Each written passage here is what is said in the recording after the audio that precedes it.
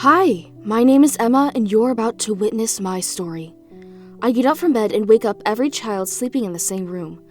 I know what you're thinking, and yes, you're right. I'm an orphan. I live in Gracefield House Orphanage with all these children. Emma, good morning. Help me over here. Good morning, Mama. There she is, our loving Mama Isabella. Under her care, although we are not tied by blood, we live each day as one big family. Like any other day, I sit with my siblings and we enjoy the food together. While this orphanage has children's care as its primary responsibility, our education is the top priority. Norman, Ray, and Emma, congratulations! You've done it again! I always excel in my studies and get the highest scores alongside my two best friends, Norman and Ray. But that's not all. Mama lets us have fun too and live our lives as normal kids. Running in the vast meadows, I wonder where this field ends. While we live inside the premises with so much love and affection, there is one absolute rule we should not break. That is to never go outside the fence. The only way I'll get the chance to live in the outside world is when I get adopted by a foster parent on or before I reach 16 years old. I'm 15. Until then, I'm stuck here. Sadly, Connie's been adopted earlier than the older children, and now it's her time to leave the orphanage. Be good to your new parents, okay? Thank you, Emma. The kids and I see Connie off and wish her well. Mama takes her outside, and now she is out of my sight. I will never get used to seeing my siblings leave this place. Wait, that's Connie's... Not long after, I found Connie's favorite stuffed toy. I run together with Norman outside in hopes that we'll catch up to her so I can hand it over. Both panting, we finally reach the gate, but it seems they have already passed through it. Since we're already here, we take our chances and cautiously walk outside. Connie? The place is eerily quiet. There's no one around but a single van. My curiosity kicks in, and I slowly walk towards it. As I peek through the cover, I am terrified. Norman and I are horrified at the sight of Connie lying lifeless on the floor with eyes wide open. What did I just see? Why is there a peculiar plant stabbed in her chest? Is she really dead? Before I can process my thoughts, I hear someone's voice from a distance. Instinctively, we hide under the van, shaking in fear. I am scared to death when I see grotesque creatures standing right before my eyes. She looks good. Nothing beats human meat. All the meat they produce here is high quality. It's all luxury for the rich. Right there and then, I realized that the orphanage is just a complete facade to hide the farm where children are raised like livestock and offered as meals to these hideous monsters. It hit me. I am just a piece of flesh awaiting my own death. And average stuff again? It's about time you sent good meat from your intelligent top students. Understood. I thought I had already seen the shock of my life, but I was wrong. Mom is casually talking to the monster like they have known each other for long. I gasp in horror. I run as fast as I can till I trip and fall. Norman comes to my aid while I can't stop crying. I can't stop denying to myself what I saw is real. Mama will not do such a thing. That wasn't Mama we saw a while back. That wasn't Connie either, right? That was Connie. I'm hoping that Norman thinks the same, but no, it's all real. I scream at the top of my lungs in frustration and disbelief. He tells me to run away with him and leave everything behind, but I don't have the heart to leave the children, my family, in the orphanage, let alone turn a blind eye and let them be eaten alive, though it might be impossible. It's all right. We'll escape this place with everyone.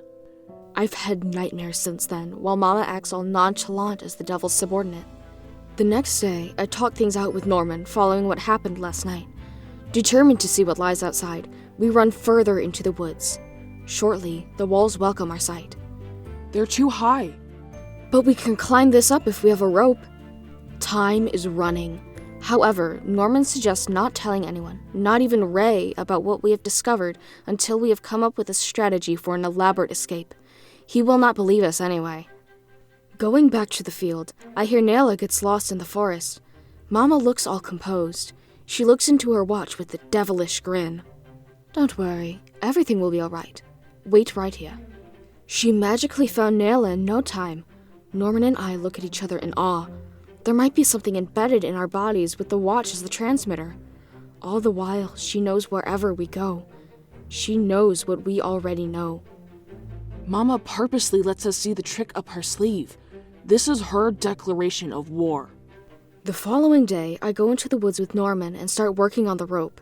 We are just talking about how to execute our plan when suddenly, Ray pops out of nowhere. I'm shocked, but not surprised. He's a smart kid after all, and he just caught us red-handed. Ever since you guys went outside the barrier and acted all weird, I had my eyes on you both. What are you hiding? Demons? Mama's an enemy? Contrary to what Norman and I expected, Ray believes us almost immediately.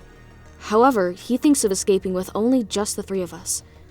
I have already made my decision that Connie will be the last victim. There is no way that I'll abandon these children. Not now, not ever. With Ray's help, it has come to my knowledge that the demons are after our brains. Now it all makes sense how the school focuses too much on our mental development. The more intelligent we become, the tastier our brains get. So, the top students the demon was talking about. It was you, me, and Ray. Just when I thought we were one step ahead of Mama, she introduces Sister Crone as a new caretaker. This is bad. She just got herself another pair of eyes. Later that day, Mama Isabella reveals to Sister Crone that we are aware of the orphanage's ulterior motive. Despite that, Mama's unfazed as she has no plans of letting us escape before our shipment date. In disguise for training the kids for the escape plan, we play a game of tag. Sister Crone joins, and I think of it as an excellent opportunity to know the enemy. As she looks for me, she says something that confuses me a lot. If you've seen the harvest, then I'm on your side. I don't know what to think until found you. After the game, we did not hear from the adults anymore. It's as if they don't care at all whether we know of the harvest or not. With this, Norman believes that someone is spying on us, that there's a mole among us. I don't believe him, or more accurately, I don't want to believe him. Even so, it has to be between Dawn and Gilda, who are the older children in the group. Despite the threat, we told them of the orphanage's dark secret. What happens next is chaos. They find the truth hard to accept, especially Dawn, who lets his emotions get the better of him. I don't blame him, but eventually he gives in, and they both agree to help us. Once the three of us are alone, Norman reveals that he set up a trap to expose whoever is feeding the information to Mama. I informed them both where the dummy ropes were kept hidden. It's simple. Whichever disappears from either spot will expose the spy. The next morning, one of the ropes disappears. I feel happy that we finally found the spy, but that happiness did not last long. Norman further reveals that the trap involved 3 people, Dawn, Gilda, and Ray. I was unaware that he lied to us by giving out a fake location to Dawn, which could only mean one thing. You're the spy, Ray. That's right. I am Mama's spy. No way. I cannot believe it until Ray admits it himself. He knew the truth a long time ago, and he confronted Mama about it. With his inevitable fate, he volunteered to be a lapdog in exchange for rewards and the delay of his shipment to the demons. But Ray, you haven't told Mama yet where the real ropes are hidden, right? That's right. I feel relieved knowing that Ray isn't loyal to Mama after all. He then reveals that he has planned everything for the escape, since the beginning, from deceiving Connie to stealing her toys so Norman and I would know the truth to ourselves. After the revelation, Ray is now a double spy. One night, Ray meets with Mama and falsely claims that Norman is trying to poison and kill her. Before he leaves the room, Mama tells her in advance that there will be no adoption next month. Instead, the next shipment will be in January, on his birthday. The next day, the 5 of us gather to plan the big jump over the wall. While we are at it, Sister Crone suddenly shows up. We all froze, until she revealed what she was hiding on her neck. Like us, she's got identity numbers tattooed on her too. Not only that, she also wants what we want. I want to escape from my current situation too. It turns out that Sister Crone was also a student, but not from here. She wants to get rid of Mama Isabella by helping us escape. Mama will then be held responsible and be disposed of, and Sister Crone will take her throne.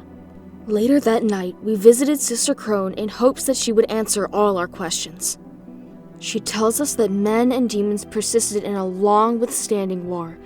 It took thousands of years before they got tired of fighting and reached an agreement called the Promise.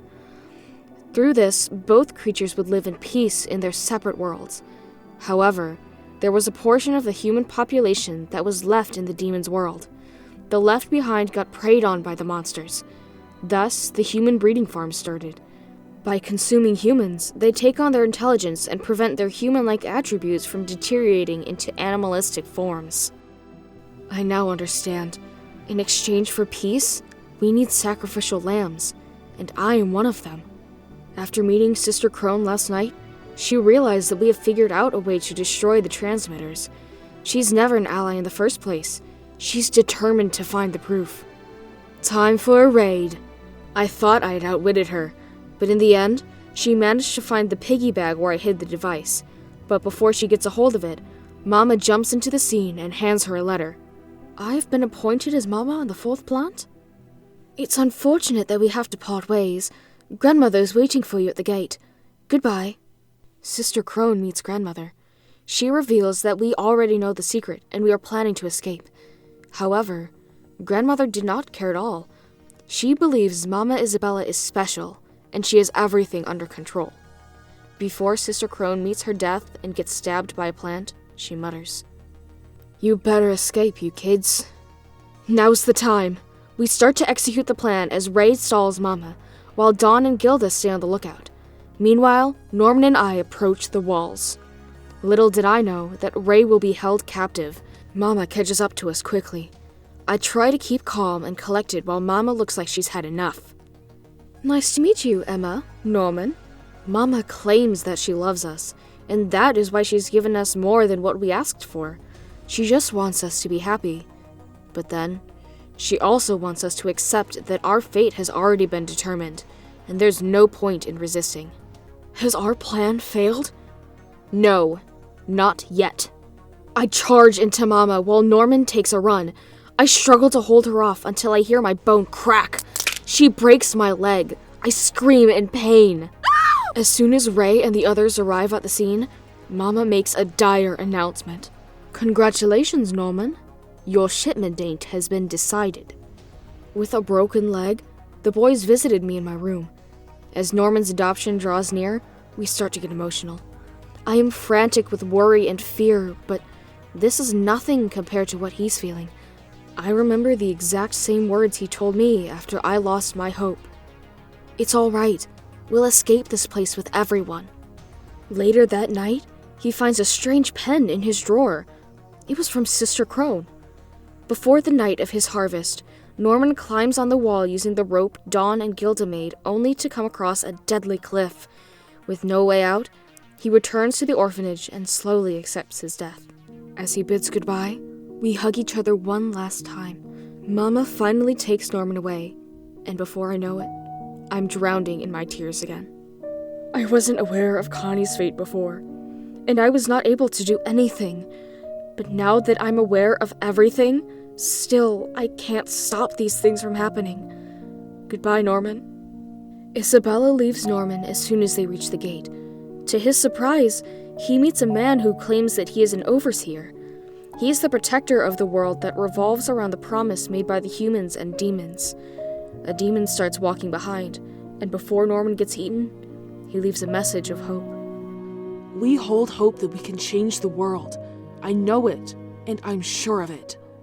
After all that happened, I might recover from the broken leg, but never from a family's death. As Ray and I lost hope and completely forgot our escape plan, Mama rejoices as she holds our fate in the palm of her hands. 2 months later, I look for Ray the night before he gets handed to the demons. I thought I lost all hope, but I was wrong. However, Ray seems to feel otherwise. He decides to set himself on fire as he burns the house down. Make sure you survive, Emma. Bye-bye. Ray! The fire spreads quickly as I cry for help. With Ray caught up in it and the kids running outside for their lives, Mama desperately tries to put out the fire. This is the first time I saw Mama panic. As soon as the extinguisher runs out, she realizes that we're no longer around. I thought I had given up, but I'm mistaken. While Mama's too busy watching my every move, I let Dawn and Gilda handle the planning and preparation for the kids' escape. Seeing the letter Norman left gets me thinking that his sacrifice should not be in vain. In the end, I managed to turn things around and execute Norman's plan for our freedom, with Ray and everyone. However, I left the toddlers.